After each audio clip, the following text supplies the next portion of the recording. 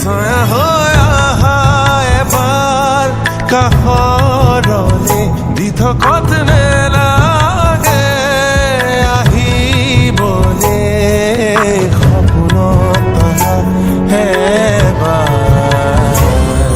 কাষৰলে তোমাৰ কথা ভাবিলেই জানা জনাক উপচি পৰে বুকুৰ সিপাৰে এহেজাৰ গোলাপে ৰঙা ৰঙা কলি মেলে